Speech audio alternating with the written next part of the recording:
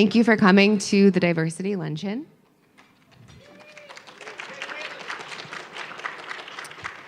How many of you are attending the Diversity Luncheon for the first time? Awesome. Welcome. How many of you have been here before? Welcome back. We have a wonderful event planned for you today. We're thrilled to be screening episode 1 of the Chasing Grace project, produced by Jennifer Cloer. This documentary series devotes each episode to a different topic within the women in tech narrative, and the project aims to give a voice to the everyday women working in tech, not just the ones who make headlines. Today's episode 80/20 tackles the gender pay gap, considers its financial and emotional tolls, and weighs the consequences of forcing women out of the field. Before we view today's episode, I want to say a few words about diversity. Diversity is a buzzword in the tech industry that frequently manifests as tokenism. It looks like a lone woman speaker on a panel of a dozen men, or one black coder asked to speak for all coders of color during a company all-hands meeting. It reinforces the binary of normal and other when someone is referred to as the female Southwest pilot who saved hundreds of lives, a woman CEO, or an Asian developer. Some organizations recoil from investing in or prioritizing diversity because they do not see it as critical to their own success. Others do not know how to approach the topic and instead choose to ignore it. Since our last Diversity Luncheon in Basel this past October, there has been a sea change in the way we talk about relationships among genders in the workplace. So much of what women have been forced to bury, the microaggressions, the harassment, the coded language, the glass ceiling, is finally being uncovered, as though men are finally holding the paper up to the ultraviolet light and making the invisible ink visible. Telling the stories can be cathartic, but it can also be overwhelming, both for the women telling them and for the people hearing them for the first time. But it is so important that we keep having this conversation, that we don't tune out because we feel like it's too much. Nothing will change if we stop engaging. If admitting there's a problem is the first step, and talking about it is the second step, then the third step is creating the change in your own life and for the people around you. I have seen so many incredible projects coming out of the Me Too conversations. There's the Salary Project, started by the career Contessa Lauren McGoodwin, which allows women or anyone to enter their demographic data and see how their salary compares to peers in their field to make sure they're being compensated equally with male colleagues. There's the Sexism Field Guide, started by the Foundation's own Melissa Logan, which serves as a manual for everyday people to identify and confront sexism. In the spirit of its open source founder, it's open to community contributions. And there's the Chasing Grace project, the series developed and produced by Jennifer Cloer, founder of Rethink It PR in Portland, and former VP of Communications at the Linux Foundation. In a Q&A with Abby Kearns following the episode, Jennifer will talk about her inspiration to create the Chasing Grace project and tell us how her conversation turned into a documentary. As we feel simultaneously inundated and simulated by the Me Too movement, it can be hard to show up. So thank you for being here, for coming to hear the stories of your colleagues, and for finding out how you can do better. Looking around at Summit this year, I see a more diverse audience than I have ever seen here. And the data proves it. 12% of attendees identify as women, according to our attendee survey. That's 1% improvement over last Summit. And that's almost 200 women at Summit. Could we do better? Yes, we could. And we continue to work hard to attract women and non-traditional tech workers by making Summit an inclusive event. We are also an open source community, and we welcome contributions and feedback. So if there is anything we can do to make this event more inclusive, please let us know. Email me, content@cloudfoundry.org. Tweet at me. Let's get on the phone and talk about it. In the meantime, enjoy your lunch, watch the film, and take it to heart that, in the words of Jennifer Cloer, you cannot be what you cannot see. So let's keep working together to highlight the technical and professional strengths of women and people of color to give the next generation the role models they need to fulfill their dreams. Thank you.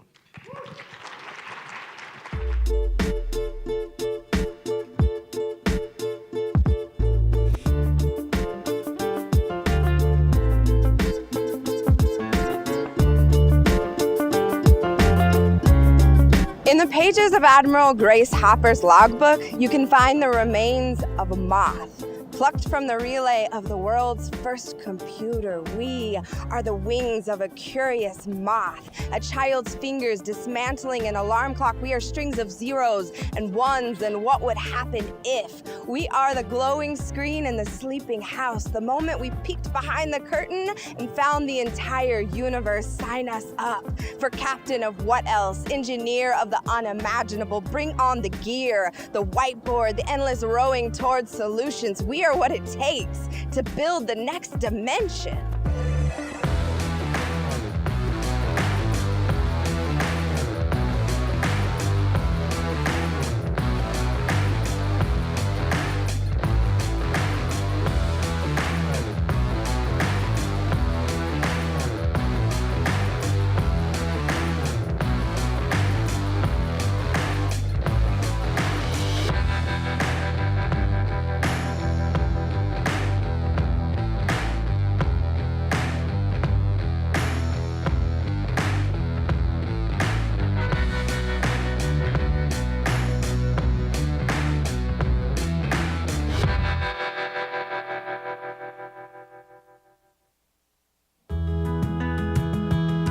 My parents didn't want any Barbies in the house. They didn't want any dolls, really.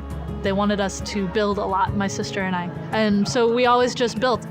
My favorite toy was Legos. I've always played with Legos for my entire life, even as recently as last week. And I remember in kindergarten, there were some boys who told me that Legos weren't for girls, and I told on them immediately, and I was determined to play with Legos every day after that in kindergarten. And I think that's kind of defined my entire life.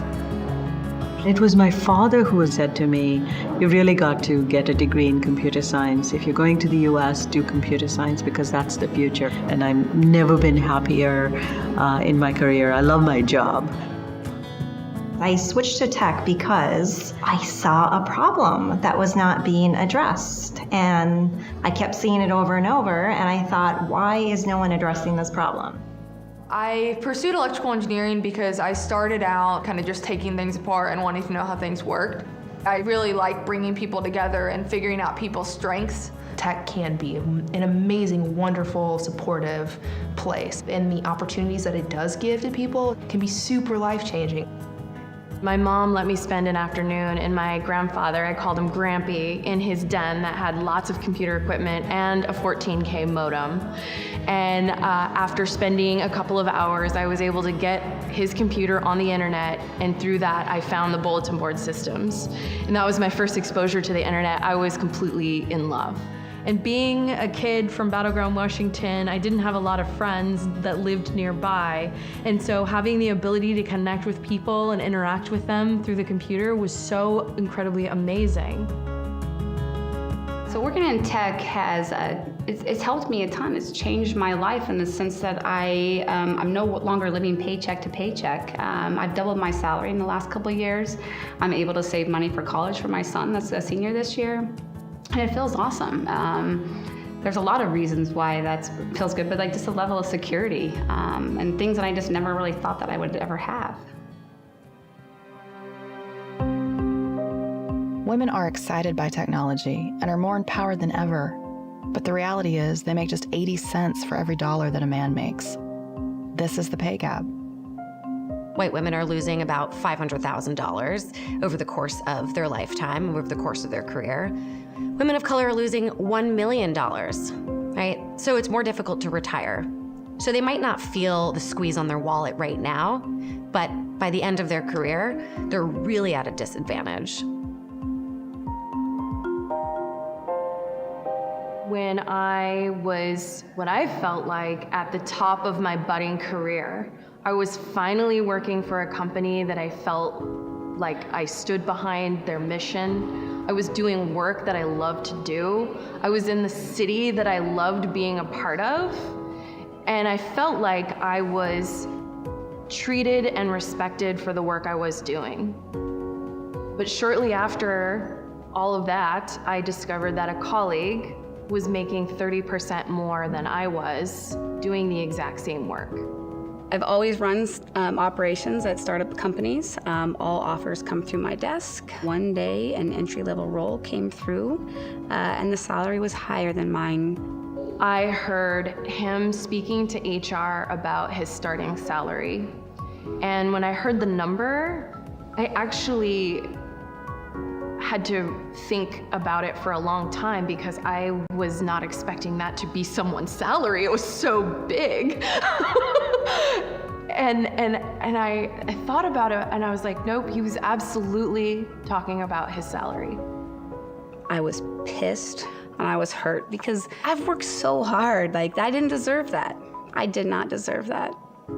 And I went from feeling at the top of my game to feeling devalued, inadequate, and completely ashamed. And part of me was going down a path of feeling like, well, I obviously wasn't as good as I thought I was. You feel like you are not valued at work because, well, you're sort of not, right? If your self-worth equals dollars, then you don't feel like you're being recognized at your job, that you are less than. This world that I had thought I lived in, where I was like at the top of it, that wasn't the case anymore. And oh, by the way, there's this rampant boys club where this colleague that's making more than you is also friends with your boss and has direct access to him that you don't have. And now that he's here, they're having side conversations about golfing or sports or all these other things that I just simply couldn't relate to, nor did I want to.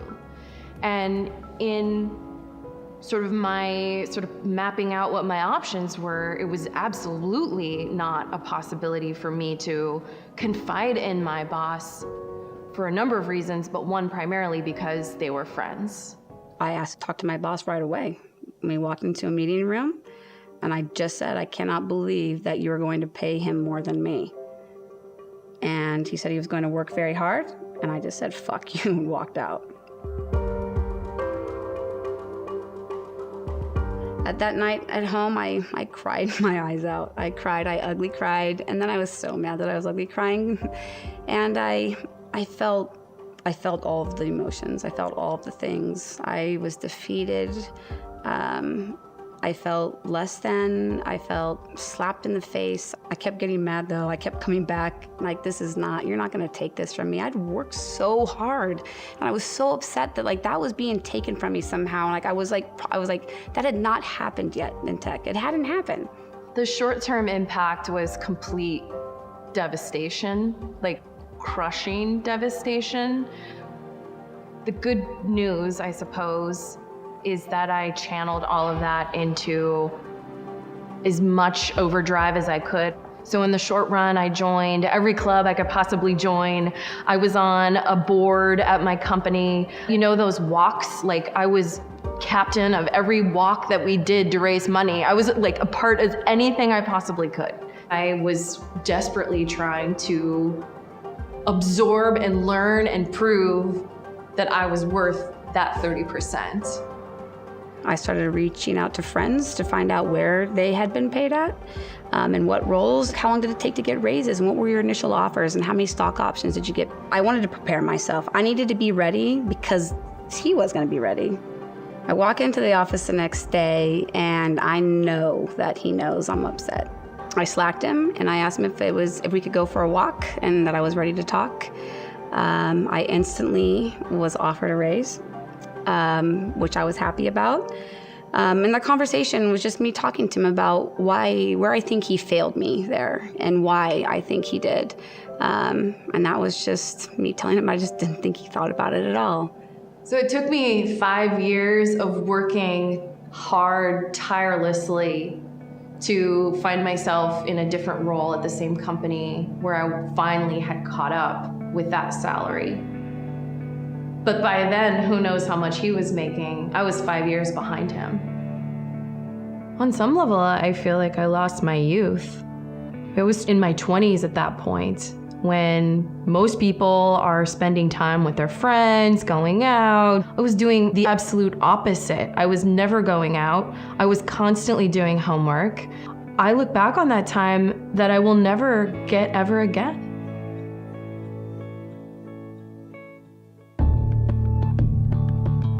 My blood boils when people tell me that the wage gap doesn't exist. One wage gap myth is that women don't have as hard of jobs as men, right? Well, why is women's work, why is that paid less, right? Why do we devalue women?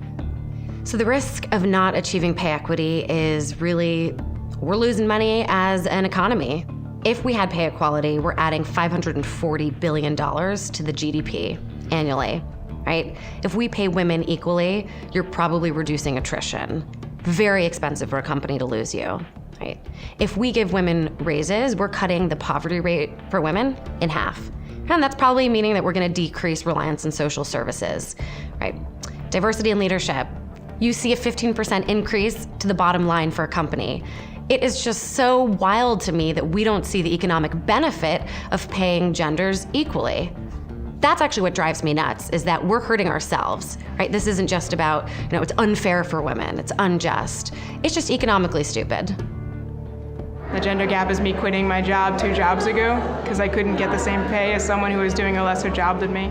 So my husband is my co-founder, and it's been really interesting to see his eyes open up to the world that I face every day. In fact, it just happened recently. We were meeting with a couple potential investors, kind of doing our pitch, and when we do our pitch, it's pretty back and forth. We both have our parts to play. But the 2 investors, who are both men, made no eye contact with me. They only made eye contact with him. The experience that I had interviewing for a position was with a very large tech company, and I was asked if I could interview at 8 a.m. And at the time the date conflicted with the first day of kindergarten for my only son. The mom wants to go to the first day of kindergarten. So I asked if I could interview at 9:30 or 10 instead of 8. And the person that I would have reported directly to asked me if, in the future, if they hired me, would I be late to work because of having a child? And would that impede my ability to be to work at 8 a.m.? And I thought to myself, they don't understand that this is the first day of kindergarten, and they're making the assumption that I'm going to be irresponsible going forward. And they made me the offer anyway, and I turned it down. The motherhood penalty is this assumption that women, aren't as available to work, right? Because they have children or they've taken time off. And I actually would argue that mothers are probably better equipped because they can multitask more. And so when a woman comes back to work, assuming that she took time off, it's shown that women make 4% less per child than they did before. The gender gap, to me, today means limited opportunities to grow and to develop. It means a much harder journey to that next stage in their career. To me, the gender gap means that I'm the only woman in the room. It also means that I probably won't talk to any other women most days of the week. When I meet with investors, I'm not meeting with investors who look like me. I'm meeting with usually older men. And when I meet with other tech startups, I'm not meeting with people who look like me. I'm meeting with 20-something-year-old guys. It's harder for women to get a conversation. It's harder for women to get a meeting. It's harder for women to raise funding. It's harder for women to feel comfortable. That to me is a gender gap. It's everything's harder. You have to fight. Grace Hopper was called silly when she first suggested that computers could be programmed using English words. Computers can't speak English, they speak math, they speak symbols. When they talk about code, what they mean is you get the coffee, we'll get the glory. They mean work more, earn less. Someone shattered the ceiling, you clean up the mess. They mean, isn't it cute?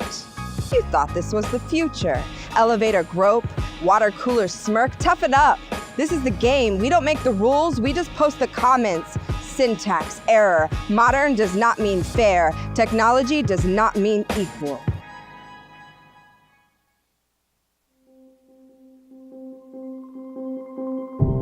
It's been 55 years since the Equal Pay Act became law, requiring employers to give women and men equal pay for equal work. But we've made very little progress in closing the gap. Some would argue no progress at all. And recent actions taken by the U.S. administration to roll back pay equity efforts makes it all the more discouraging. Starting out your career when I did in the early 80s and 70s, we didn't really think of it as being a gender gap. It was just the way it was. I think women felt like they needed to work harder.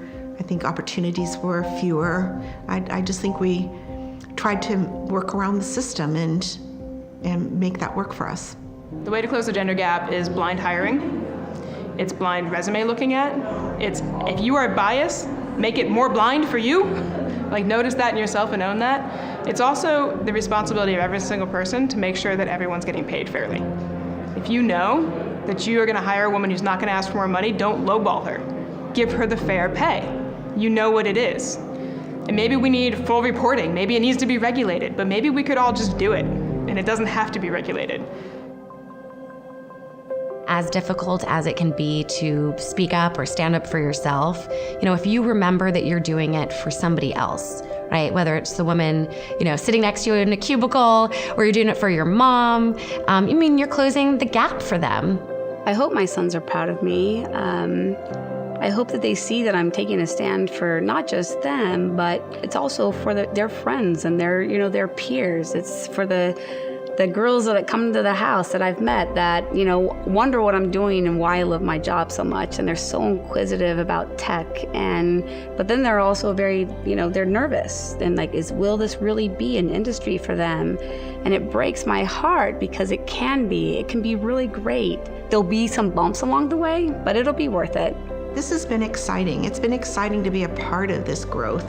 And I feel like right now, as a 67-year-old, I'm on top of a lot of technology that a lot of people aren't. And I'm on top of a lot of industries and things that they're doing that other people don't have an opportunity to be a part of. So it's been exciting. I discovered that there was a thing called the Grace Hopper Women in Computing Conference. And it was this amazing, energizing experience where it was a conference that I had never been to a conference with just women before, full of energy and brilliant women and workshops on negotiating your salary. It was unbelievable. Of course, at the end of that, I didn't want that feeling to go away. And this is where Portland Women in Technology was formed. A friend of mine and I decided to set up this little happy hour that was specifically for women in tech. And that was 6 years ago. And from that first event where we only had 15 people, we're at now almost 5,000 people in our community. It's changed my life in the sense that I feel more confident knowing that I have a group of 5,000 people standing behind me and cheering me on, and that we are doing that for each other every single day.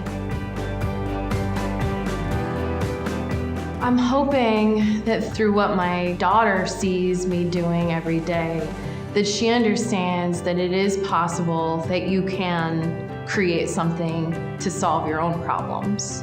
I see myself in her all the time.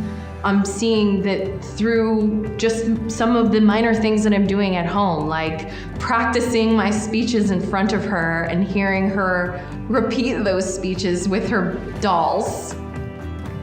I'd like to hope that through that I'm teaching her that she has a voice, that she can speak up, that she can use her voice to say what she believes, and that it will matter. The ultimate goal for me is to continue to grow, to continue to learn. I have so much more work to do. But you know what? I'm here. I'm not going anywhere. I'm going to keep fighting because I've earned this and I love it. I'm here. I'm alive. I've never felt more myself. I've never felt like it was okay to be myself. I'm not going to let anybody take that from me, and I'm going to be a fucking CEO someday. Somewhere in Iowa, there is a little girl who has no idea what pay gap means, who never knew there even was a ceiling. She blooms strong towards sky from the seeds of a million zeros and ones planted by the women who came before, who dared to speak out, who dared to build, who said enough. We are necessary. We are not going anywhere. We will plant and till and grow for generations of girls to harvest equality. We are sunlight on every dark corner. Progress travels at the speed of together. Don't call us brave. Call us the motherboard of tomorrow.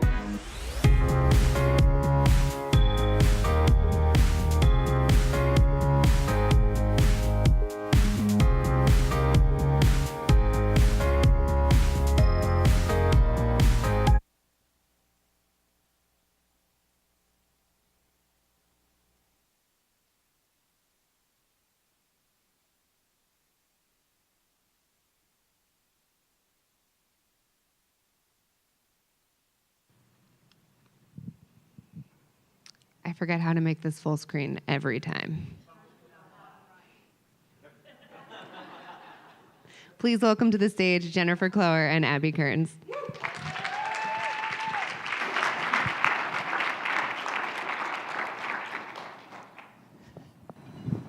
Thank you so much, Caitlin, for the fantastic introduction, and thank you all for joining us for our summit luncheons that we do every time, and we try to change it up. I will be honest, this is the second time I've got to see this. It does make me cry every time, so we'll start with that. But Jennifer, thank you so much for joining us. Is it working? Can you hear me? Okay. Awesome. Thank you so much for joining us, showing us this documentary, this thing that you've been working on for so long, and your baby is now out in the open. I know. Crazy. But for, I've known you for years, but for everyone here, maybe tell a little bit about how you got to this point, because you've had an interesting journey. Sure. So I've been a woman in tech for about 17 years. And I studied journalism and have done, that's right, I've done storytelling and PR all of my career, and spent 12 years supporting the Linux Foundation, 6 years on the agency side, and then in-house built the communications team there over about 6 years. And when I decided to leave, I knew I still wanted to do PR. I have a PR consulting firm, but the women in tech narrative was reaching kind of a fever pitch, and it was very confused online. You can read stories online and you read the comments and it gets very confusing and nuances are lost. And so being a storyteller and a communicator, I thought maybe I could at least advance some constructive conversations by putting everyday women in tech on camera. Which I think you've picked no better representation for the breadth that is women in tech. All ages, all backgrounds, all entry points. I liked every one of the stories, but Farah's is really interesting because she came into tech later and really has found her own groove, and it's really important, I think, reflecting on where we are right now and where we're going. We talk a lot about skills gap and digital transformation, and I think it's really important to show the breadth of potential out there, and untapped talent that's sitting out there. Yeah. And Farah is interesting. I was sharing a story earlier, just a little background on her story. I interviewed her in November on camera, and we talked about the pay gap, and it was interesting. But she didn't have a specific pay gap story, and then she called me really late one night, like 2-3 weeks before the premiere, and said, I haven't told you all the truth. I have a pay gap story, but it's about my current employer, and I don't know if I should tell it. And I said, you need to think about this. I didn't want her to go on camera and get fired or become a target to get pushed out, because we all know that happens, right? We all know that's real. And so we had a very candid conversation. I asked her to think about it and come back to me to acknowledge that that was a risk, and if she was willing to take that risk, I was going to support her. She actually went and talked to her boss, the gentleman who she told to fuck off, right? She went and talked to him and said, I'm going to do this, and I want your support. And he gave it to her, which I think is a real testament to being assertive and owning what you know is yours. So I thought that was really inspiring. I love to tell that story because Farah's obviously got a lot of personality, but like Abby said, she's new to the industry and she's finding her way. And I recently chatted with her and she's learning from this project and feeling empowered by it, and that's part of the objective. Yeah, I love it. She inspires me. I got to meet her at the premiere, and she just blew me away about how she thinks about the industry. And one of the things that she said that I've heard a lot of other women say is, I just want to do great tech. Yeah. That's what I want to do. I love technology. I don't want anyone to take that away from me. Right. And I do think that's an interesting point that I heard resonated through this, is that we, particularly as women, underrepresented minorities, we don't want our job to be fighting for equality. We want our job to be technologists. We want to be a technologist. And there's a heavy burden and a cost and a labor. Megan also highlighted the hours she spent in extra work just so she could be seen as an equal. Right. When I first started exploring this project, I interviewed over 100 women last year. I spent every Friday for like 4 months on back-to-back calls with women. And the common theme was, I love it here. I love building and I love innovating and I want to be a part of this and I want to start a company and I want to create a project. All of them had thought about leaving, but none of them wanted to. And so that's the major story arc to the entire series in every episode is that, yes, I love it, I'm inspired, I want to be here. I've faced adversity, here's the conflict, here's the obstacle. Let's look at that. Let's see women and understand their experiences and acknowledge those experiences, but let's also look at how they're overcoming them and are a big, big part of our industry. Well, and I kind of I get excited and I want to talk about all the things. so I kind of deviate from the script. Sorry, Caitlin. I'm like, what all can we cover? And I want to make sure I have time to, we actually want to take questions from each of you. So I have one question before we open it to the audience. And Chasing Grace, and we all love Grace Hopper and really what she means to us, but how did you come about that as a name for the project? Yeah, well, this screening event, I gave props to my partner. I have to, because it was his idea. Gary Schillinger is my partner with Wicked Flicks, longtime Linux Foundation employee and contractor. And we batted around different names for a long time. There were a lot of clever names, but Chasing Grace, we felt like really embodied two things. One, there are fewer women in tech than there's ever been. And so Grace Hopper is kind of this ideal that we're chasing, right? Grace and her grit and what she did. And to get back to the numbers that we used to have, right? It's just really weird that in this day we're actually moving backwards. And then the grace that so many women embody as they fight, frankly, and pursue the careers that they deserve.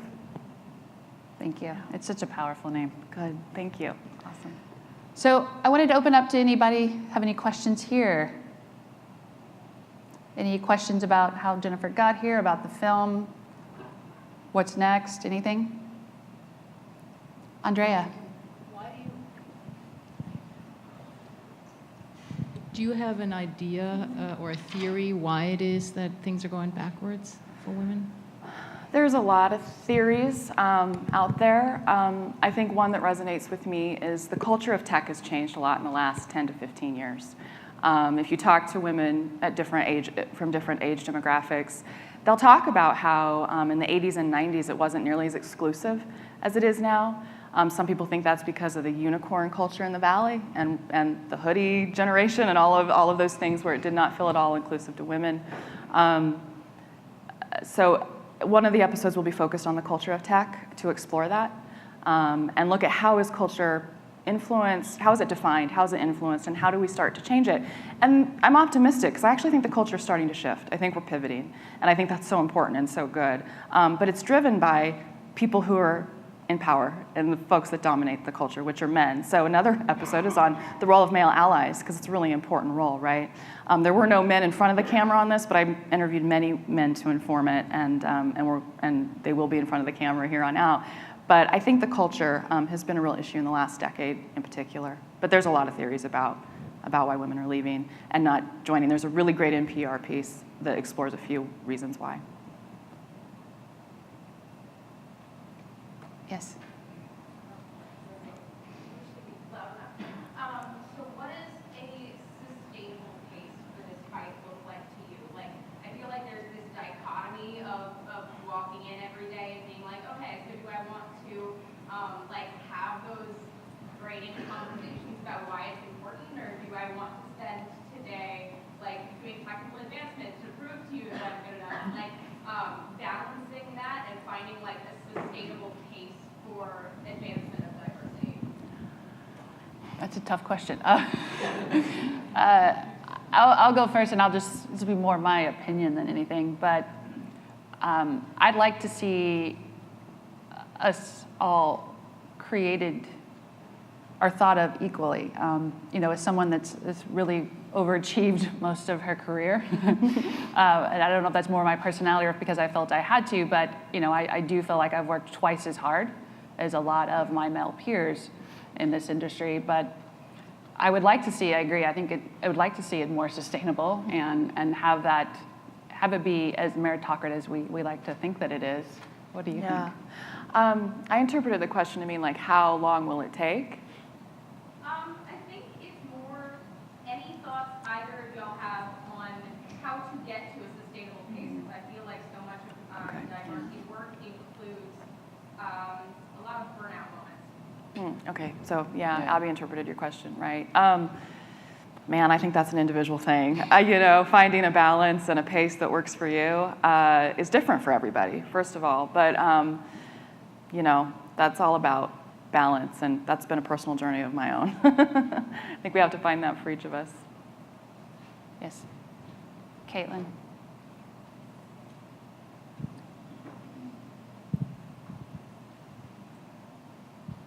Hi.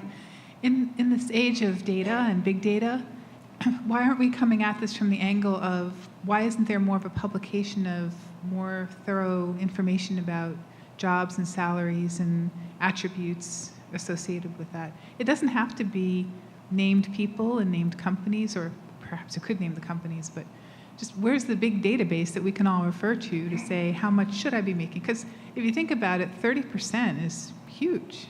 You should know that you should be earning at least a certain amount, right? Yeah. Yeah, I mean, there are more databases online than ever before to check your salary, and there's a major movement, there's a major salary transparency movement underway. And I talked to Claire Wasserman, the Ladies Get Paid founder, about that. So I think there's a lot of stuff coming in that area. I think it's much better than it used to be. But it does seem like we should have more information. Megan made the point to me off camera that she didn't have those tools back then. Now there are more tools. This happened to her earlier in her career. So I think there's improvements there. But I agree. I think the technology and where we are today, as much access to information as we have, seems like an average salary for a role would be one of those. And I've seen some of the data spreadsheets and stuff, because when I think about pay for me or my team, I'm like, okay, what does this role get based on not just the role generically, but you should also take into consideration the region you live in and the role and the level, and I'd like to see more of that. I think it's out there now, but I'd love to see it where even people that are coming into the industry know where to look and know where to find that, and it's easily digestible. Yeah. I mean, there's a lot of research out there too on it's in corporate best interest not to have that information public because it will cost a lot of money to close the gap for companies. But some companies are taking great, steps to do that. I'll give Salesforce credit there, right? They've done some really great stuff. In fact, I requested an interview with Mr. Benioff, and they did consider it, but it wasn't going to work. I think he had to go to Davos. Next time. Next time. Yeah. Any other questions? Yes, Susanna. I do a lot of chats at high schools regarding girls pursuing IT degrees. And my observation is, even in schools where it's all girls, they're pursuing STEM, but they are doing so in biology and following nursing degrees versus IT or being doctors and following medicine. So it's almost like there's self-doubt or a lack of confidence that, and that's something that needs to be addressed at younger ages. I don't think that is so much the culture piece that you were talking about, which is much more once you're in the professional ranks. It starts very young. Yeah. And that's something that fathers need to address with their daughters and help them grow. I love the story about the Legos, and I love I forget what the games are that they're the lady out in California that started all the new toys. Yes, love that. Yeah. So it's really starting young, and I think fathers have a huge role to play with their daughters in helping them realize their capabilities and their ability to grow. Well, I was going to address that for a moment. I have twin daughters. One is an engineering major at Johns Hopkins, and we live in Palo Alto. And they went to an elite public high school.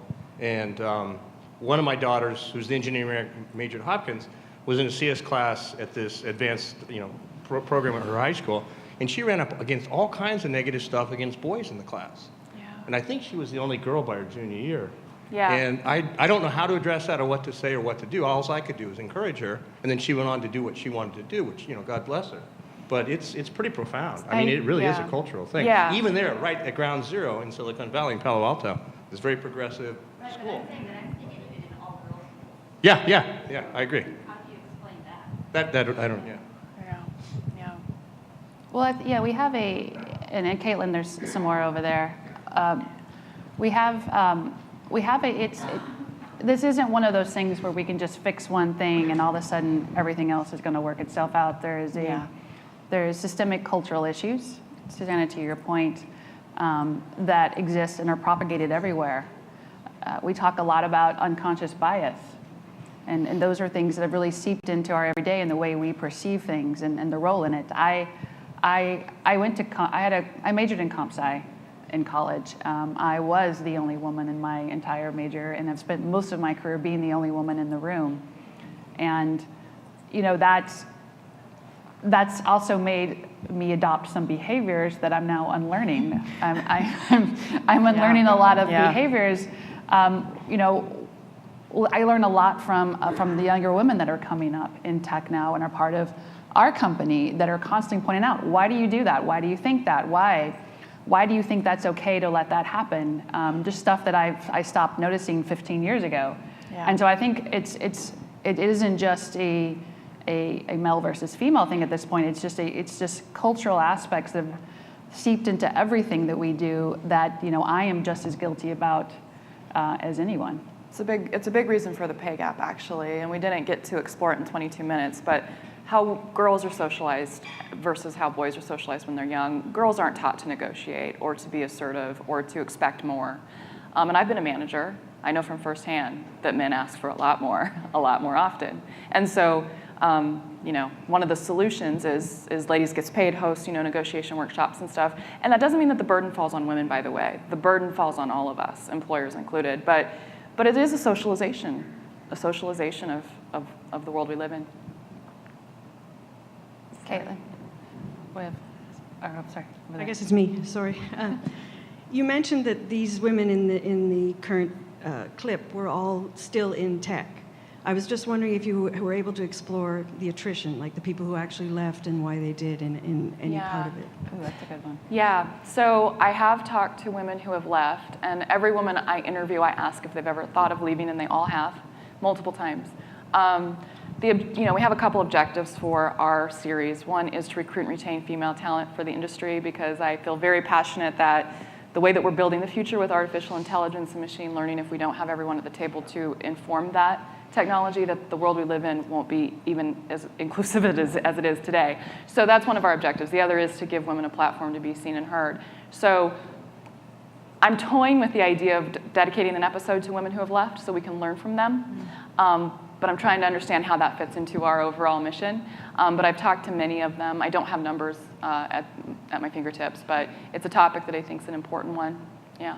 Actually, just a quick poll.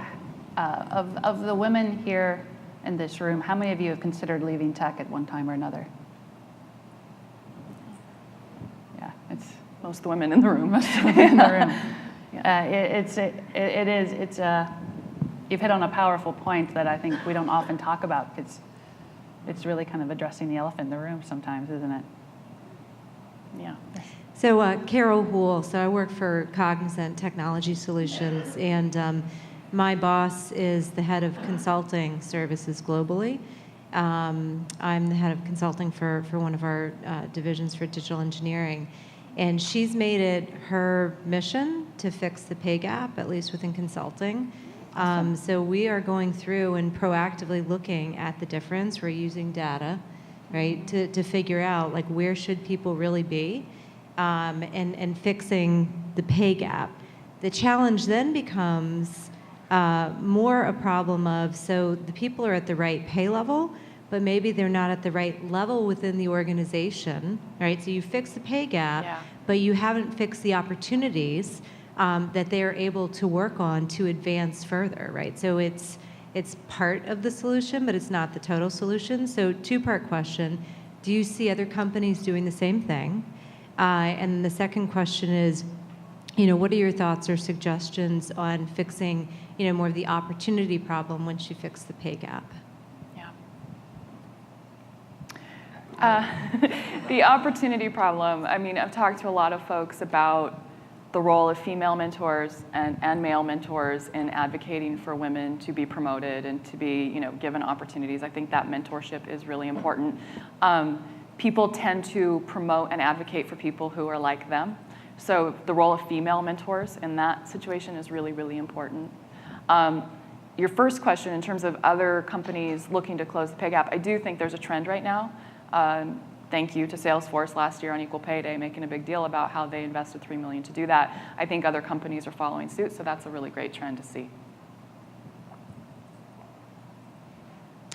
Since women in unionized workforces have half the pay gap that they do in the general workforce, is it time to advocate for unionization of technology workers, or do we just wait for the companies to, of their own volition, make up the difference? I guess that's a leading question. That's a good question. You've done a lot of the research. What have you heard? Is the question, should we consider unionization to close the pay gap, or rely on employers to close the pay gap? Should we rely on union? Should we push for unionization? Force the issue, so to speak. Yeah. I haven't actually given it a whole lot of thought. It hasn't come up in any of the conversations I've had, interestingly, because it is a good question. I don't have a strong opinion either way. I think there's a lot of ways we can close the gap. In fact, I wrote a blog on Equal Pay Day this year. We know how to close the gap. There's like 3 or 4 different ways to do it.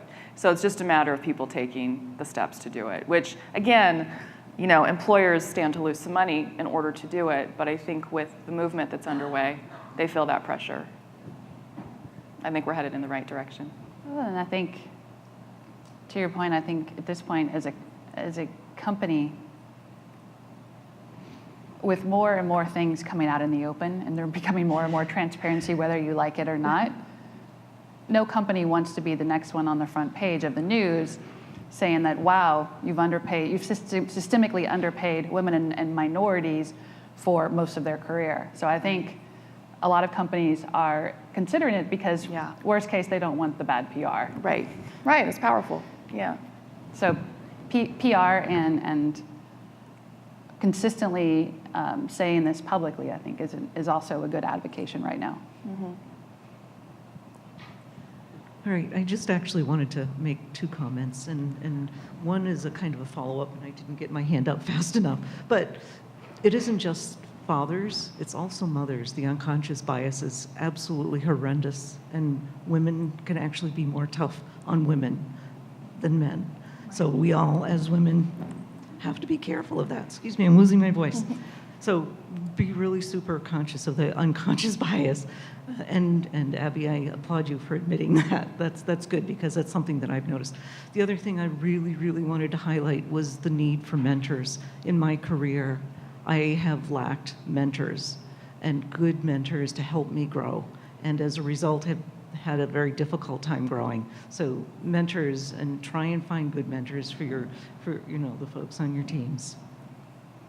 That's a good point, mentors, and I would say and sponsors, because that's how you get your next job and your next role, is someone that's talking about you when you're not in the room. Yeah. Because that's when those conversations really happen.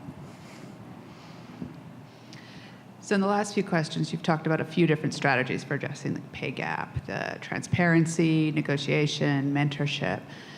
So first question is, have you run into any other strategies that people you've talked to have tried and either succeeded or failed for closing the gap? And then my second question is, what other topics is your series going to cover? Oh, sure.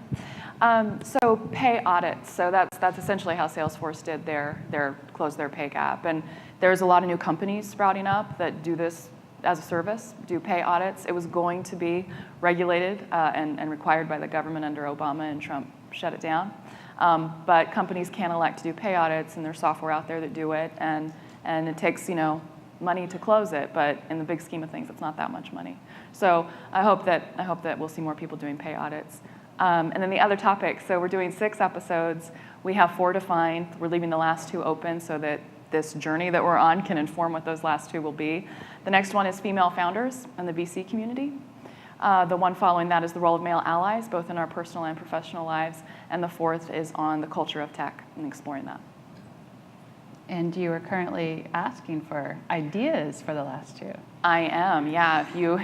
I'm asking for ideas for the last two. If you have ideas for topics, and I'm also looking for sources for all of the topics I just mentioned. I'm interviewing now for female founders, and I'm always looking for sponsors. This is fully underwritten by generous sponsors. We raise just enough money to cover the production costs. It is a labor of love. So if you have a company or an organization who would like to support the work, let me know. And by the way, if you have ideas and you'd like to get in touch with Jennifer and don't know how to, feel free to email me or my staff and we will put you in contact. Alex. Oh, we're going to make you... Quick question. We keep saying tech. Do you see a difference between engineering and IT? Because I started out in thermodynamics and I never felt really threatened or challenged because not easy to replace someone doing something that specific. Whereas in IT, it seems like people come from many backgrounds, some non-technical, some technical. Therefore, there's more challenges because there's a larger pool that can replace you. So do you see a delineation there? For the purposes of our project, I mean, I've talked to a lot of people who actually advised me early on to choose an area of tech to focus on, or to choose to focus on non-technical women or technical women. And I made a very intentional decision not to delineate between any of those things because I think that there are valid and important experiences across all of that. So I haven't spent a lot of time looking at that, but I absolutely understand there's differences. Yeah, question about the media and perception and how the media can actually play a role in this and participate in this conversation. A lot of the media right now is addressing, is built on breaking news, right? Any thoughts on that, on changing the perception and changing the perception of media and helping them, get this story out better? But in terms of different stories, in terms of not just the breaking news, but the different types of stories that can be covered. Do you want me to take that? You're running the PR agency. Yeah, I think you have really good thoughts on this. Well, I think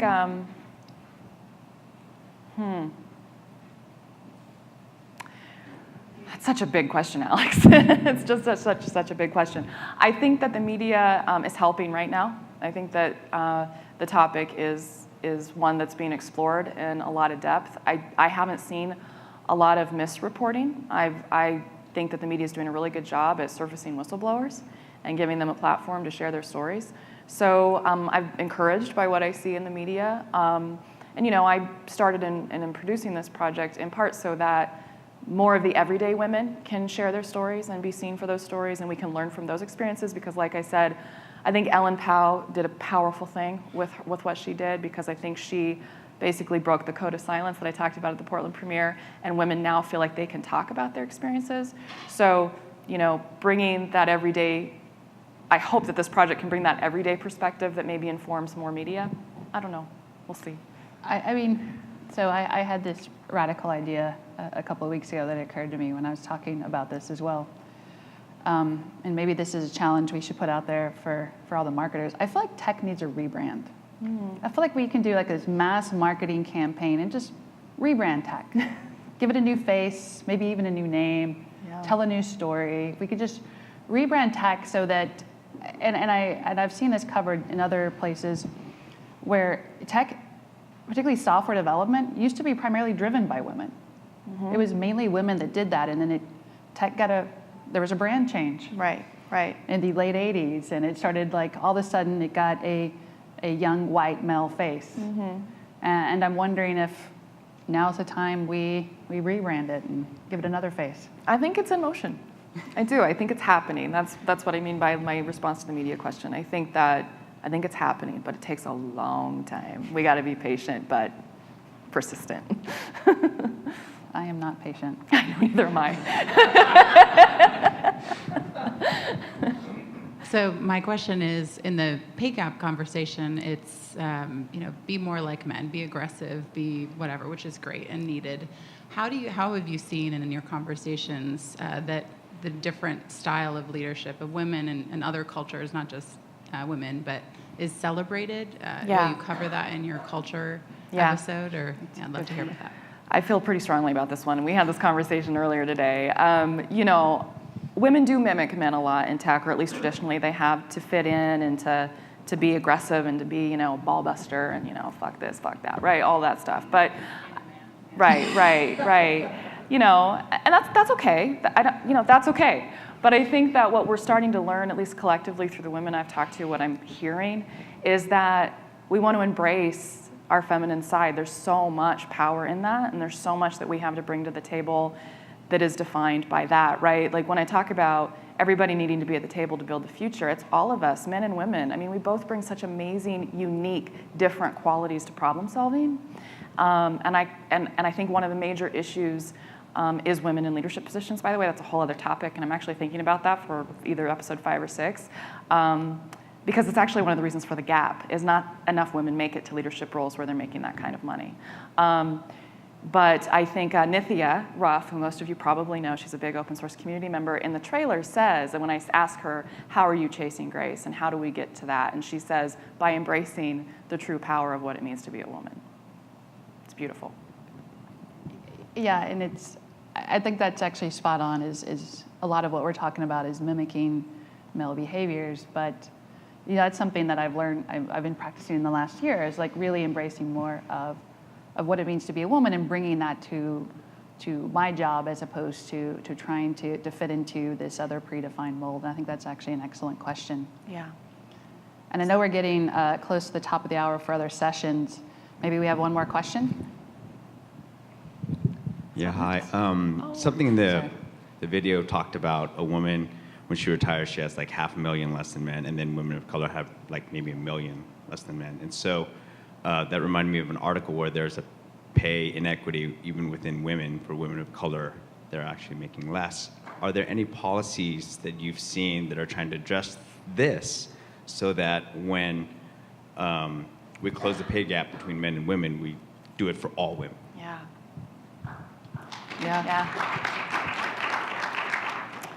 I'm not seeing any.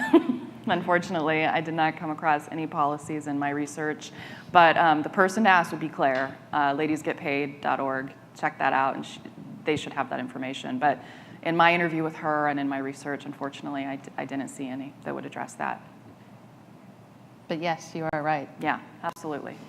Intersectionality is another topic on the list for consideration. Yes, it's a big one. Well, awesome. Well, thank you, Jennifer, for coming and Thanks for sharing this having amazing me. movie with us. And thank you all for coming and attending and bringing your thoughts. Yeah. This is an important part of Cloud Foundry Summit, really talking about how we can, as a community, but be much more diverse and inclusive. And your voice is important to that. So thank each and every one of you for coming. Yeah, good conversation. Thank you, Jennifer.